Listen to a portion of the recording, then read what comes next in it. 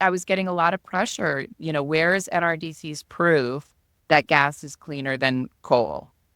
We know it's cleaner burning, but from a greenhouse gas perspective, where's the proof? And again, brutal honesty, we didn't have those studies. And then Howarth comes out with the one that says, you know what?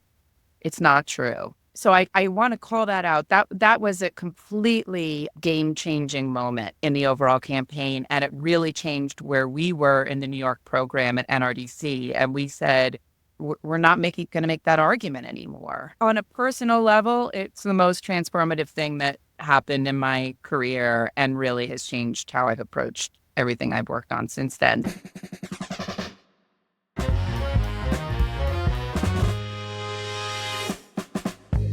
Kate Sinding Daly is an environmental lawyer who's been fighting for over 20 years to protect the water we drink and the air we breathe. She's Senior Vice President for Law and Policy at the Conservation Law Foundation. Previously, she ran the Northlight Foundation, and before that, she served as Senior Attorney and Deputy Director of the Natural Resources Defense Council's New York program. Rich Schrader is a veteran New York environmental and political strategist who leads NRDC's advocacy in Albany, New York, and works throughout the Northeast region. He's helped secure a broad range of legislative and administrative wins that have elevated New York State's national climate and environmental leadership. And I'm really happy to welcome you both to the Campaign Strategist. Thank you. Great to see you Great both to be here. We're talking about the fracking campaign that Rich and Kate led and were instrumental in driving in New York State, which resulted in New York being the first state in the nation to ban fracking. It has been joined by Vermont, Maryland, Washington, and California since then. I was at NRDC at the same time a lot of this was going on. I was working in a different area, and we've never really talked about how you achieved this really huge milestone. And so I'm really excited to have this conversation. Giving the brave little state its due, I do have to know Vermont actually went first, although it has no oil and gas reserves. So it was a bit of a Pyrrhic gesture, but it was It was a good gesture. But we should give them their dues. It was a nice gesture. Maybe the more accurate way is to say New York is the first state that stopped fracking. That's correct. Yeah. I'll just hop in with 3 quick points and then, Kate, please jump right in on it too. First off, just what fracking is. Kate and I both learned all this together, like around 2008, 2009, there were legislative efforts to go in there and to really help some of the potential fracking companies in terms of zoning, in terms of how they're able to kind of space out what they want to do as far as the drilling goes. But this is what fracking is. It's not a magical formula to get gas out of the ground. It's a package of shrapnel that you drop down a hole about a mile deep and a half mile wide, and you explode that package. And then they capture the gas that spews up from the tight rock formations, which they crack. The Marcellus Shale, which is an underground formation, right? I think in West Virginia up to New York, is very valuable. About 40% of all American gas production, I think by 2012, of fracked shale gas was coming from that Marcellus Shale. But from the beginning, there were concerns about how methane could move underground and create problems as far as methane emissions. There were real concerns about fracked wastewater, how that was going to be essentially designed and how much money that was going to cost, and what the public health impacts would be for people who lived around there. But this was all the pieces of this that we're learning on the ground of how this began. NRDC was able to partner up with some grassroots groups and provide, through Kate, some really extraordinary legal leadership on this and also some of the broader advocacy work that we did on it. Tell me a little bit about your respective roles, and then what was it that got you to decide this is a fight we need to take on? As you noted, I was working as a senior attorney in NRDC's New York program, which was one of the few programs at NRDC that was organized by geography rather than by subject matter. That meant that we worked on kind of whatever was important, anything from, recycling and solid waste to big land use matters and so on. We had been working, as we do, in partnership with lots of groups across the state, including some groups, the local Sierra Club chapter, Catskill Mountain Keeper, folks who were kind of working on the ground in what's known as the southern tier region of New York, which is the part right above New York and which is where the Marcellus Shale extends into. Mm-hmm.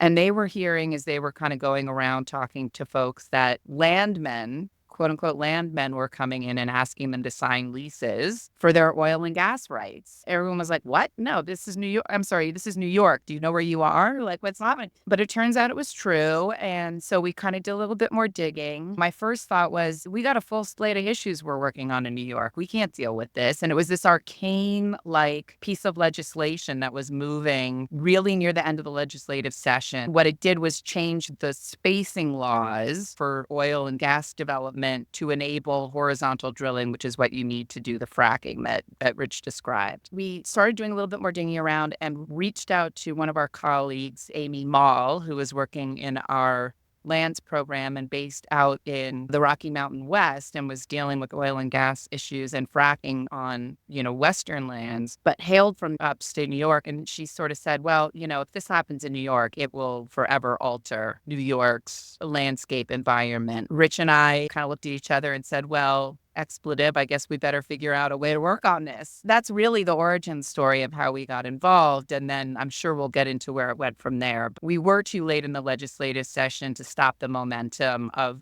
that piece of legislation. But what we did, and this was really a critical part of what I think ended up setting the course that allowed this to become a successful campaign, is we went to the then governor, David Patterson, and we urged him to veto the legislation. And he said, I'm not going to do that, but I hear you on the concerns that you're expressing about environmental and public health impacts. And we have in New York State so-called mini NEPA, the State Environmental Quality Review Act, that requires a full environmental review of proposed new significant action. And I'm going to subject this to secret. And that really was the first piece of slowing this down and saying, nope, oil and gas industry, you got your legislation, but you can't go in the ground right now. Were there any other sort of contextual things in the political landscape that you were thinking about? It was 1 year into the Great Recession, right? Obama's freshman year. And Obama and the administration were already talking about the need to do all of the above as far as energy independence. So they wanted to do fracking, oil, gas, solar, wind, etc. Several energy firms, Chesapeake Gas and then Chesapeake Energy being the large and leading firm with the late Aubrey McClendon as the CEO of it. But Exxon, Chevron, other oil gas companies were getting leases in these lands that Kate just described. I'd say two important things were happening at the same time. One is we saw across the border in Pennsylvania a town called Dimmock, where there was already aggressive fracking taking place. And it already was becoming, by 2009, a poster child of fracking gone bad. Wells had exploded. There were incidents of really problematic health impacts, including nosebleeds. Kids were having nosebleeds, asthma-like symptoms from a broad group of adults and children. And there were problems with the water quality. We were seeing this already. One of the companies over there was Cabot Oil, and the Dimmock homeowners, and Kate began to work with them and had a long history with them. They were suing Cabot Oil for damages. So we saw right across the border, and this meant a lot to both Governor Patterson, who agreed in a very difficult meeting that we had with him, including Kate, myself, Mark Ruffalo, and some other environmental groups. He agreed to add public health component to the overall inquiry in terms of the environmental impact statement and study. But the incoming governor, Governor Cuomo, also recognized what was going on in Dimmock was problematic and what that was going to look like. And one other thing that went on is that we'd had a very strong press event in the New York State Senate chambers that Pete Seeger, Ruffalo, and probably 100 activists were at, which led to that meeting with Patterson, but also then incoming Governor Cuomo was aware of that meeting and asked to speak to some of us as soon as he took office. Probably not January, but February of 2011. Back in 2009, we were also getting reports in New Orleans. 17 cows were found dead in a parish because they'd ingested hydrofracking fluids. Pennsylvania Farm Extension study, if I remember right, said that the farms that had over 10,000 cows where there were fracked wells had lost something like 20% of their dairy cows between 2007 and 9. And more reports were coming out. And the last thing I want to suggest here is a very big and important piece of media that had impact on the public consciousness was the movie Gasland, right? And that came out in 2000, and it was Oscar nominated. It was an expose. And from there were all kinds of other things that happened in the media. CSI, the TV show, did an episode that the frackers were the bad guys. And then ProPublica did a report that talked about the Pennsylvania Homeland Security Office was actually putting out surveillance on anti-fracking groups at the request of the gas industry. So a lot was happening in that 2009, 2010 period, and we were beginning to get from basically academic studies and governmental studies a sense of how potentially dangerous this all was. How did you go about thinking through and working through that and taking that to drive the campaign? I think it's important to be really honest here and to say that at that time, we were not energy experts. We were not oil and gas production experts in the New York program. I mentioned we reached out to Amy in the lands program, and she was incredibly helpful. But we also reached out to colleagues in our energy program. And at that time, NRDC, like essentially the rest of the quote unquote mainstream environmental community, was very much of the view that natural gas was a transition fuel. The first testimony I gave in the New York State legislature, the first line of my testimony is NRDC recognizes that natural gas has an important role to play as a transition fuel, but we're Yeah. really concerned about, a whole range of potential environmental and public health impacts. And Rich has described a lot of that stuff that was already coming to light at that point when fracking was still a pretty new technology. Most people hadn't heard of it. What we were really focused on at that point was establishing a moratorium, saying we know that there are serious enough concerns here that it can't just go forward, but then really establishing a process through the mini NEPA that I referred to, the secret process, and through the larger regulatory process of evaluating what kinds of regulations would need to be in place to ensure that when development proceeded, which we very much assumed, that it was subject to the most stringent regulation. So that was our starting point in 2008, 2009. So it sounds like you realized, okay, there's a lot to this issue. There's clearly a lot of threats.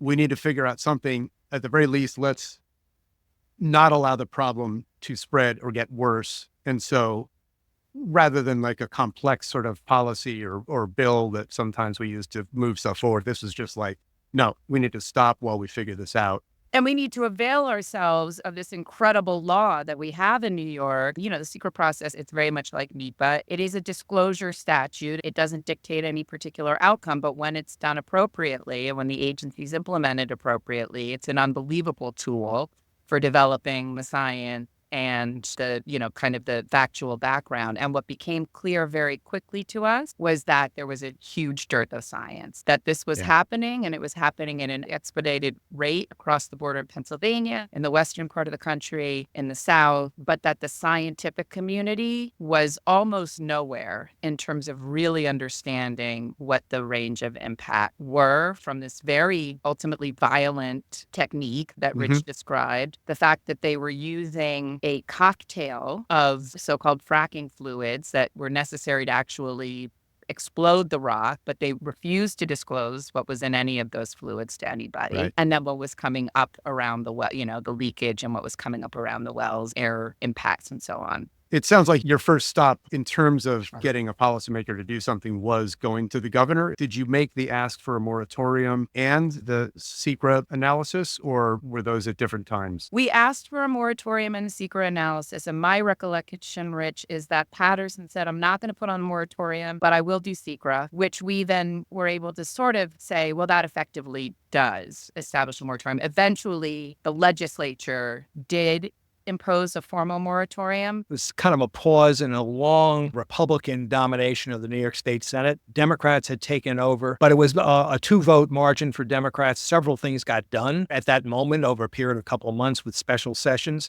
But the bottom line was that bill passed for a 1-year moratorium. And then a number of us, including Kate and myself, and I mentioned Ruffalo, we went and we met with Patterson, who was on his way out. Remember that too. And we got a meeting with him, and we'd gotten many signals from a lot of people around him, including his chief of staff, who I spoke to. He was going to veto the 1-year moratorium, but he was open to some redefinitions, or broadening is the word that was used, of the DGEIS, the Environmental Impact Study. And he said, he'll add the public health piece to it. And then a couple of things happened in 2011. He leaves office, Cuomo wins. Activists bring out almost 2,000, maybe a little bit more people to Cuomo's State of the State, which is what governors give at the beginning of each session. Cuomo did not expect that. No governor would have. State of the State, it's very closed down, very rigid kind of process. So he realized, well, this is something new that's happened. A couple of things also happened that strengthened our argument in the context. There was a Duke study that came out that I remember very well. The methane migration could go 3,000 to 5,000 feet from the active gas well, which, by the way, we were told that's not possible by the industry. We had been told 3 or 4 months before that by Chesapeake Gas by Aubrey directly that wasn't going to happen. It was a couple hundred feet maybe, and they could control that, but it could go 3 to 5,000 feet. That was the Duke study. Then there was a DEC review that I was kind of looking at my old files over the summer on, and they estimated that fracking development in the southern tier would require something like 80 to 85 million round-trip truck trips a year, and there would be enormously heavy air impacts on that, which was crazy. In a very rural area, as Very you rural. know, Right. very similar to Dimick. The U.S. Geological Survey, who Kate and I had talked to previously, they concluded the methane migration leaks were actually literally public safety threats, not just public health, but public safety threats under federal law, under federal definitions. Cornell came out with a report that claimed that due to was a 10 to 15% leakage of the methane during gas drilling, that gas had absolutely no greenhouse gas advantage. Gas as a fuel had no greenhouse gas advantage over coal. In a sense, reframed the entire discussion of gas as being a transitional, better transitional fuel that was coal or oil. This is a theme that I'm sure you're going to get to, but, ultimately we talk about what were the ingredients for success here. That was the inside piece that went along with the outside piece that Rich talked about, the 2,000 activists bird dogging Governor Cuomo everywhere he went, starting with the state of the state. There's a magic when you can have those two pieces operating Absolutely. together. The purpose of the outside pressure is to basically soften up the target or the decision maker and give more strength to the people who are actually doing the lobbying and the policy shaping. And I would argue that the vast majority of successful social justice movement you look at, it's almost a necessary condition that you have the two. How did you sort of marry those findings with public engagement and with public mobilizations and all of the grassroots groups that you worked with? And I definitely want to hear more about the 2,000 people bird dogging Governor Cuomo. I want to go back to the point that study that Rich mentioned coming out of Cornell, Bob Howarth's study that really focused in on the relative potency of methane as compared to carbon dioxide. That was a first of its kind. And again, I really want to give credit to the grassroots here that they were bird dogging us too. So, I was doing a lot of speaking at various kinds of public events at that point, because again, fracking was really new. People didn't know what it was. It certainly was a new thing in New York State. I was getting a lot of pressure. Where's NRDC's proof that gas is cleaner than coal? We know it's cleaner burning, but from a greenhouse gas perspective, where's the proof? Again, brutal honesty. We didn't have those studies. And then Howarth comes out with the one that says, you know what? It's not true. So I want to call that out. That was a completely game-changing moment in the overall campaign, and it really changed where we were in the New York program at NRDC. And we said, we're not going to make that argument anymore, that this is a transition fuel. We don't think we can do that credibly. On a personal level, it's the most transformative thing that happened in my career and really has changed how I've approached everything I've worked on since then. So is really important. Then the second way I would highlight is going back again to the secret process, which is, it feels really like procedural and kind of wonky and whatever, but that requires that the agency conduct public hearings across the state. And so it was an opportunity, and we had great partners, Earth Justice, Riverkeeper, and others who we partnered with to assemble a crack expert team. And we had great funders who supported us to do this. So we were able to put in really highly technical, thousands of pages of really highly technical comments to the agencies that I think was hugely forcing in terms of the analysis that they had to do in terms of what the potential impacts were here. They were on a trajectory to approve this thing, and that really, really forced them to change. And then also became an opportunity to engage the public at the public hearings that the agency had to have throughout. We were able to leverage that body of scientific comments to show how flawed the first environmental impact statement was and to force them back to the table, which again effectively extended the moratorium by years. And then the third I would mention again, which Rich mentioned, but I think is super important, is public health is not really called out in secret in the state mini NEPA. From the beginning, as Rich said, we were really really pushing the state to take the public health impacts as seriously as the environmental impacts. And the advocates, again, the grassroots were a big part of this, as was an incredible coalition of doctors that came together and medical health professionals that came together in New York State for a formal health impact statement to accompany the environmental impact statement. The state never agreed to do that, but the public health department became essentially a co-lead agency in the environmental review process. And, fast forwarding to when Cuomo eventually did actually ban the practice in the state, he relied as much on the findings of the health department as he did on the environmental conservation department and doing that. So that's a third way that I would say the science was really critical. Were there other sort of leverage points that you looked at or focused on and thought about what else is going to help us move Governor Cuomo? There were 5. We'll count them out.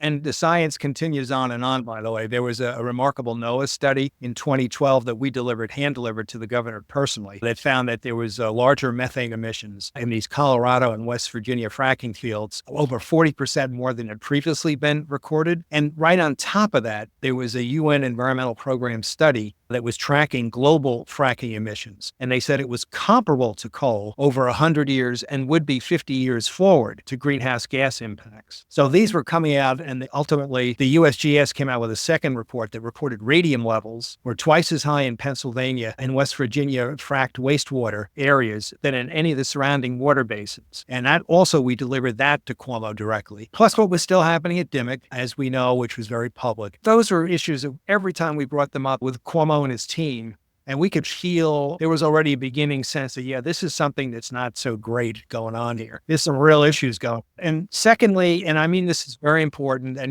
we kind of can laugh about it and, shiver about it, but the frackers are really duplicitous, if you haven't noticed. And they really are out of their minds in many ways. Some of the fracking billionaires now are the biggest money behind Donald Trump next to crazy Elon Musk. And there's no accident. These guys were made billionaires by this, terrible, terrible, disgraceful technology, and got loads of tax benefits and got all these environmental exemptions. Cuomo and Cuomo's team knew they were being lied to by the end of 2011. And that meant a lot in terms of that administration, meant a lot about how we were able also to continue our part of that dialogue and say, look, you're not getting the real information from them.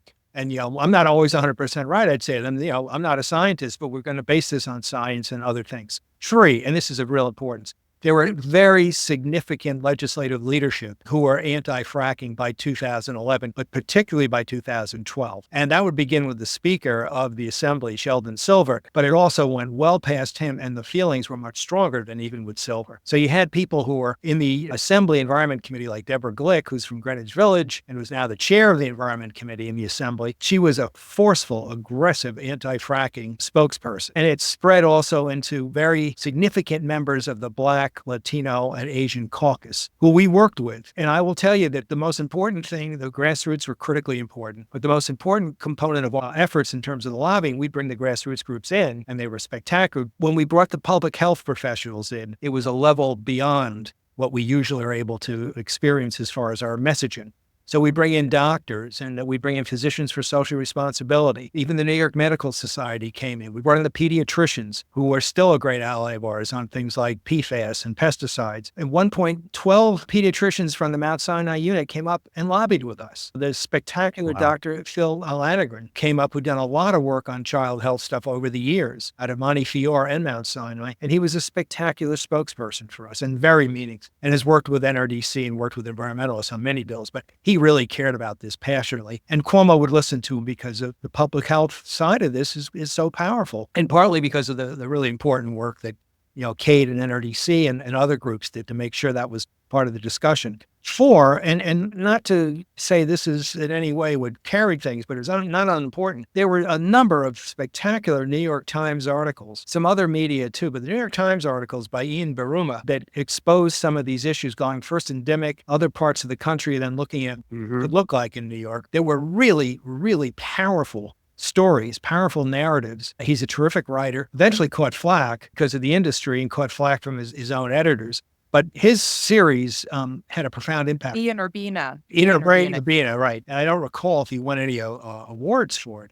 But those were national in scope and had a major impact, not only in the governor's office and with the legislature, but also at then Mayor Mike Bloomberg. Now, Bloomberg, to be clear, did not want to see fracking around any of those watersheds that delivered drinking water to New York City. And those New York Times stories were very important to him. He wasn't so helpful on statewide issues. And in fact, we found out later had a relationship with Chesapeake Energy. And then the fifth piece is this. There was a clear sense going forward that, we needed to look at ways that could provide the governor with popular support. And one of the ways to do that, rightly or wrongly, effectively or ineffectively, is by polling. And we were seeing the poll numbers shift over time. There was a lot of support for fracking because nobody knew what the hell it was in 2009, 10, and even 11. But as we started to see parts of our messaging get across, as these studies, these academic studies on public health impacts became more and more mainstream. Gasland, believe it or not, played a huge role in getting a public messaging out there. Once those numbers started to turn, and they turned somewhat gently, somewhat cautiously in 2012,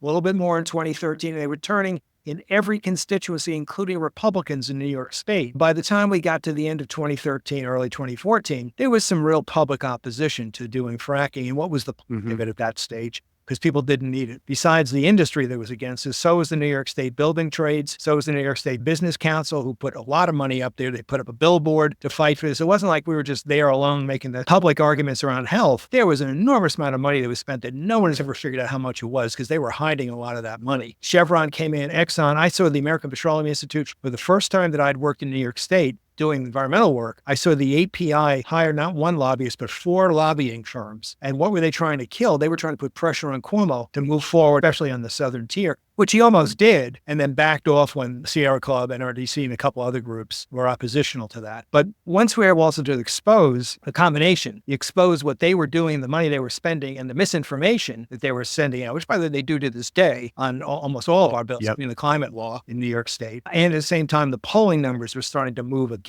fracking. That began to build a very powerful political momentum on this. We did something, I think, really strategic around the polling. Rich has just described what the trends were, but we actually looked at the polling and we thought a lot of the polling was pretty poor in that we thought it was asking the wrong questions. The opposition was edging up over 50%, and even in rural areas and even among Republicans, it wasn't matching what we were seeing in terms of what we thought were actual sentiments in the public, because it was sort of asking like thumbs up, thumbs down. Do you want fracking? Do you not want fracking? There's an economic development argument. The southern tier has been a perpetually forgotten place in terms of economic development. And there were a lot of folks who maybe looked at what was happening across the border in Dimock, but also said, I can't keep my family farm, right? So there were a lot of pressures. So what we did is we actually commissioned our own private polling, and we asked much more specific and refined questions around moratoria. So it wasn't just, are you thumbs up, are you thumbs down, but would you support the moratorium continuing while the science continues? And we got numbers blown out of the water. For Democrats, what you would expect, like 80s, 90%, 90% downstate. But even in rural areas, and Republicans, we were seeing like in the 70% kind of range supporting a moratorium. And we were able to quietly, we never released any of that publicly, but we were able to quietly take that to the governor's office. There are necessary ingredients.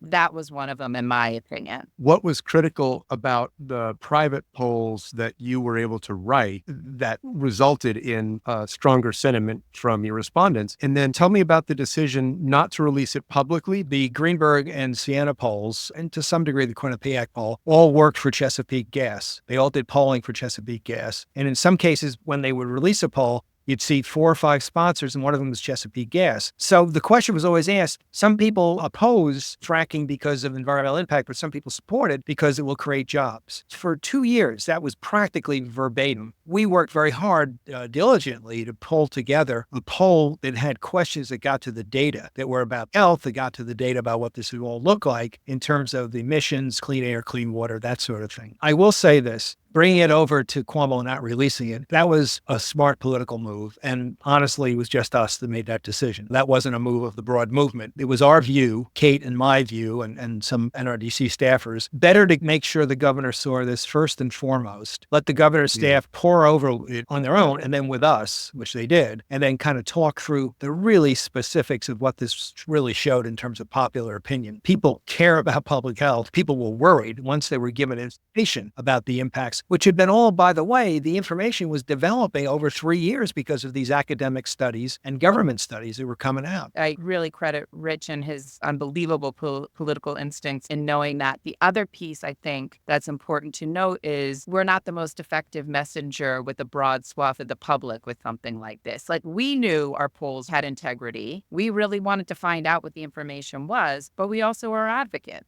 And we knew that if we put it out publicly, Energy in Depth, which is the trade association that was most in the comm space attacking us, they'd have a chance to go and tear it apart and just say, well, these are these tree-hugging greenies polls. They don't mean anything. So we wanted to take them in with all the integrity that we knew they had before industry had a chance to take a swipe at it in the public. I want to go back to one of the early meetings you mentioned. How did you get Mark Ruffalo engaged? Was there like a deliberate strategy to recruit celebrities to highlight what was going on? Or was Mark Ruffalo learned about it and was like, this is terrible, I got to do something? For Ruffalo, it was the latter. You know, he had a home in the Catskills region, which is part of the targeted area, and he became educated about it. There certainly were lots of great grassroots folks at Catskill Mountain Keeper and at Frack Action who were able to get him the kind of information that helped persuade him on it. He was very self-motivated in terms of becoming an activist. I'll come back to Gasland. Rich, you want to say anything more about Mark? Oftentimes, NGOs everywhere, environmental NGOs, climate, human rights, you want celebrities because they get attention and people know who they are. And celebrities, some of them are tremendous and have they're smart as hell and they know how to really put a message together. So they're really important. 3 things different with Mark Ruffalo. He cared about this directly because he lived up there. 2, he's the real deal. He got involved and he stayed involved. Even when he's filming, he would be texting us and calling us about strategy and tactics. When do you need me? I'm going to see if I can fly back in. Do you need me to speak at a rally? Do you need me to go do a lobby day?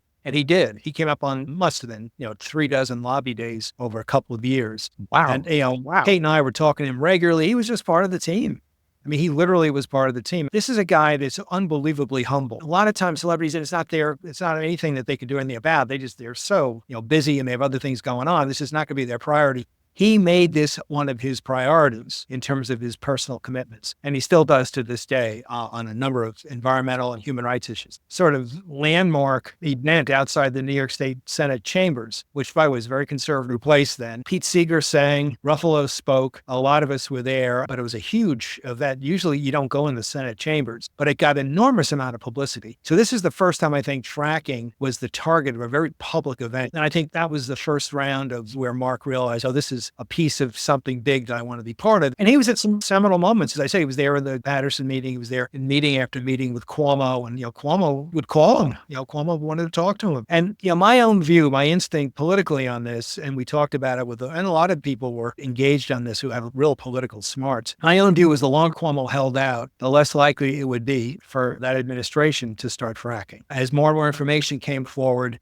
clear and clear about all the public health impacts in air and water. But one of the things that Kate was able to really bring out through one of our reports was the impact on people who are there in terms of the emergency public service folks, firefighters, EMS workers. What was going to be that impact when you had the inevitable explosion, the inevitable fire, the inevitable methane migration that was going to create a real public health crisis? Kate, you wanted to talk more about Gasland. Yeah, well, Gasland is an interesting thing. I've probably had more shouting matches with Josh Fox than with almost anybody else I've known in my life. Like, we had very much a love-hate relationship. And we really weren't particularly involved in Gasland at the time Josh was really working on that. It was pretty early days, and I think there was still a lot of trust issues. Josh was really afraid that at the end of the day, NRDC was going to sell out the grassroots, and that NRDC was going to, yes, we were calling for the moratorium. Yes, we had gotten this environmental review process underway that was very useful in a lot of ways. But at the end of the day, we were going to settle for regulations. We built trust over a long time, again, acknowledging that our own positions on this, in the New York program at NRDC were evolving over time. But we did get to the point that when Gasland premiered on HBO, Josh did invite NRDC to the premiere. He invited us to speak. He's also very savvy and understood that NRDC had an ability to help him get broader distribution distribution. I think it became a very effective partnership, Interesting. but it was not Yeah. always a team effort. What kind of tensions were there around settling for something less than an outright ban once that sort of crystallized as this is what's needed? What were those tensions and how did you navigate them? I think, and again, it was an evolution. This was an 8-year campaign, right? So, Yeah. it evolved over time. Trust builds over time, all of that stuff. So there were tensions. There were tensions within NRDC about what our ultimate position should be. But I think those of us who were at the forefront of the campaign, who were closest to that evolving science, and, NRDC is at the end of the day rigorous about being a fact-based organization. Mhm. We felt very strongly is that science and that information was evolving as the experts we ourselves had retained to participate in the process were developing some of that science themselves. I think we never believed that Cuomo would actually ban it, but we did believe that we could get decades-long moratorium. What I would say was really critical is that even though we never got to that ban language, we were able ultimately to work really effectively with the grassroots and folks who were calling unapologetically and uncompromisingly for a ban by kind of subscribing to a few principles, which were even if we couldn't always be aligned on language and say the same things, we were going to be transparent with each other. We weren't going to undercut each other, and we were going to make every effort not to be at odds with one another. So even if there was daylight, we weren't oppositional. I think that was what enabled us to build those trust relationships that enabled us to stand together, even when, again, we weren't necessarily using exactly the same language. My own 2 cents on this. I don't think at any one point from 2009 on, NRDC ever publicly said we would look at regulations for this. Mostly we were talking about a moratorium, and at some point from about a 7-year moratorium, 7-year moratorium. In the real world, that's a 7-year ban. And that's our messaging, and that's what we were using all of the scientific data. That's what we're using all of the information that we were getting to basically begin that discussion. And I will still to this day say, I'm glad we got the ban, but a 7-year moratorium would have been a great victory as well, and might have helped us at certain points even expand our coalition in the early days. We didn't have disagreement because we went so far to make sure we were basically being clear and honorable with all of the grassroots groups we dealt with. And they were the same with us, the Frack Action and other groups. So the relationship was only becoming stronger and stronger, and to this day still is. How did it finally end up being a ban? How did that happen? I do want to identify one other factor here from Okay, yeah, great. in the list, which is in the category of sometimes you also get lucky. There were groups in the environmental community who were, to the end, quietly pro-regulation and who would, to the end, have been okay with some amount of fracking going forward in New York. I think, one, they didn't have the access that Rich and NRDC had, so they had a seat at the table, but it didn't have the same potency that we had. But the other thing, and this is where the luck part comes in, is the industry had kind of fracked itself into a situation where the price of gas was so low that they really couldn't make the economic case in the way that they previously could have. That also was critical kind of to the politics and the jobs, the royalties that landowners might realize. I don't think it was the most important factor, but it was one of them at the end of the day that, kind of was fit in with all these other pieces that eventually created the political environment where Cuomo did what many of us really thought had been a political impossibility when we started. And one other factor I would just note in that regard, Cuomo had 2 daughters who were of an age where their peers were very powerfully anti-fracking. And I think there was a familial component ultimately to his decision-making too. While you were working on this, I was working on the Clean Power Plan and getting the Obama administration to promulgate that. And one of the big questions we had, because his background was a state senator from Illinois, from the coal region of Illinois, and climate just never seemed to be one of the top things on his agenda. His daughters significantly changed his perception of climate and its importance to address. And apparently they learned about it because they got exposed to the Keystone Pipeline campaign. That got them worried about climate, and they talked to him about it. That was one of the elements that just notched it up in terms of his priorities. That's so amazing. Yeah, never underestimate the importance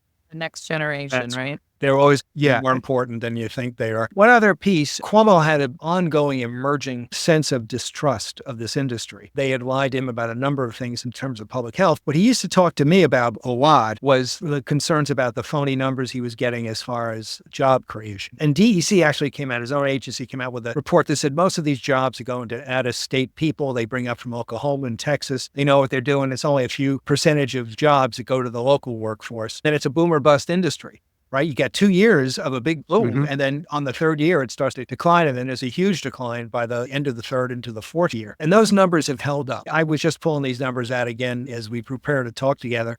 And I recall that at one point they had talked about in 2010, the industry came up with a report that was backed up by Penn State that they were going to create 200,000 jobs just in Pennsylvania and that about another 100,000 throughout the Marcellus Shale. It's a lot of jobs. By 2014, Penn State had come out with a very different report and defined differently what the direct jobs would be. And it turns out that the first report was looking at any job that was in a manufacturing plant, building any drill that could be used for anything, including a drill for water pipelines, including a drill that would be used for construction. All of those are being included as the 200,000 jobs for fracking. And then by 2014, Penn State had said it'd be about 26,000 direct jobs. In July of this year, they never created 26,000 jobs. They've created 12,000 direct jobs in the industry.